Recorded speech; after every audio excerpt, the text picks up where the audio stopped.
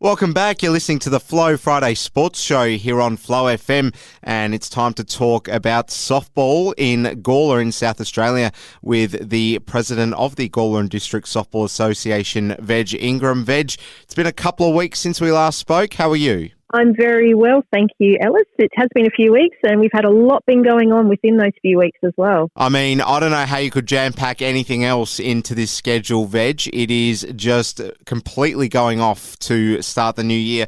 So let's talk firstly about the state championships. A lot going on here, and the biggest aspect of this was the fact that in the under-16s, we had an 11-year-old representative from Gawler. This is just something you'd never hear about. I mean, a 4-year discrepancy in age, Veg, just goes to show how talented this young girl is. Yeah, absolutely. So Sienna Sutton, she did a fantastic job. So she competed in the state under-16 team at 11 years old, which is a record, but she also competed in the senior state championships this weekend as well for Gawler. Well, that is just fantastic there, Veg. Great to hear. Let's talk about the senior state championships. Plenty going on, so just update our listeners. Yeah, so we've had the last 2 weekends have been the senior state championships. So the weekend before last was the men's state championship, which was held at West Beach. The Giants men team had some players representing NAMSA, that's the Northern Area Men's Softball Association, in the competition.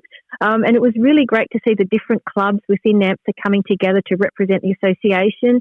And the NAMSA won the C grade competition down at West Beach at the state champ. So that was fantastic for them. Now, the women. So this was last weekend. So Gawler entered 3 teams into the 67th Senior State Softball Championships, which was held at West Beach.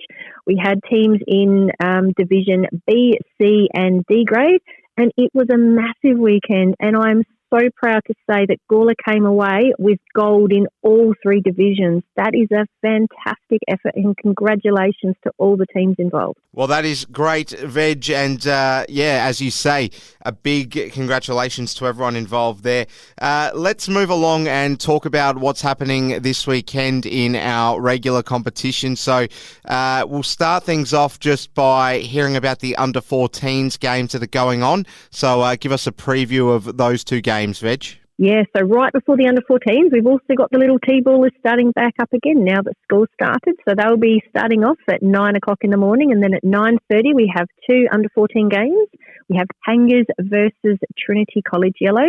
So the young Trinity side have some good players, and we'll be giving Kangas a run for their money this week. The other under-14 game is Giants versus Trinity College Red. The Giants have been strong this season in the under-14 competition and have come off from the last time they played with a win, so they'll be wanting to continue that streak again this week. Let's move along. The under-17s game for this weekend. How's that all looking, Veg? Yeah, so the one game we have, so Giants have a bye this week, but Kangas will be taking on Blue Jays. So Blue Jays are developing each week and improving, but they'll need to be really tight in the field to stop those Kangas, who we know are very big hitters. So that one should be close. I'd say my money might be slightly towards Kangas, but you never know at this end of the season how the games are going to shape up. Now, in Div 2, on the senior side of things, it's always very unpredictable. Will we get any foregone conclusions this weekend? It is going to be an interesting matchup this weekend. I don't know that I could pick these 2 games. So at 2 o'clock in Division 2, we have Giants versus 2 Wells. So I think this game will be fairly evenly matched, knowing the players and how they've played this season. So it really could go either way. I couldn't put my money on that game. The other game at 2 o'clock is Kangas versus Blue Jays. So Kangas have probably a bit more experienced side than Blue Jays, but Blue Jays have the youth and the speed, so it'll be an interesting matchup to see which way it's going to go. No doubt. And in the Division 1 side of things, how are the games poised to play out across this weekend, Veg? Yeah, so at 4 o'clock in Division 1, we have Giants versus Blue Jays. So the last time they played each other, Giants did some really good hits, but managed to hit them all to the Blue Jays players. So they really need to pick the gaps with the bat this week and work hard to hold Blue Jays to take the win for that one. And the other Division 1 game is Kangas Grey versus 2 Wells. if Two Earls have their key players and those strong players from Division 1 last season on the diamond, they are definitely going to give Kangas a run for their money this week. Let's take a look at what's coming up in March. We've got the Junior Championships, so just profile the event for us, Veg. Yeah, so as we have the Senior State Championships, they're usually held every year at West Beach at the main softball grounds. With the Junior State Championships, they move around to different regions. So Gawler's held it a few times in the past, but this year we're going to Berry. So it will be held in the March long weekend, so the 11th to the 13th of March. We'll be entering 3 teams, so an under 14 girls, an under 14 boys, and an under 16 girls. Tryouts will start this Tuesday, so we're going to be selecting the teams, and fingers crossed, with all the flooding that's happening in the Riverland, that all subsides and we'll be able to book all the accommodation that we need to get those teams up there. So that's going to be a great event, and particularly I think for juniors, it's a great opportunity. They're so used to playing within their own clubs and within their own team. It's a great opportunity to go out there, play with people that usually play against, play in the same team and make new friends, which is what it's all about with kids. So I'm really looking forward to seeing them pull together, and it's always interesting the following week watching them come out and people they normally wouldn't talk to, they go up and give them a hug and say hi. So it's great for building that really camaraderie feel within the association. So really looking forward to that competition. Well, you've seen it all, Veg, in your time. What's the appetite like for softball on the river there in the Riverland region? We've got a lot of listeners who are from the Riverland in places like Waikerie, or they've moved from there. And the man that makes it all happen here in the Flow Media Centre, Ricky Lambert, is also from the Riverland himself. So just tell us what the participation rates are like in the Riverland when it comes to softball. I don't know the exact numbers, but they are quite a strong association, and I go up each year and play in the June long weekend Masters tournament that they run, and they put on a fantastic event.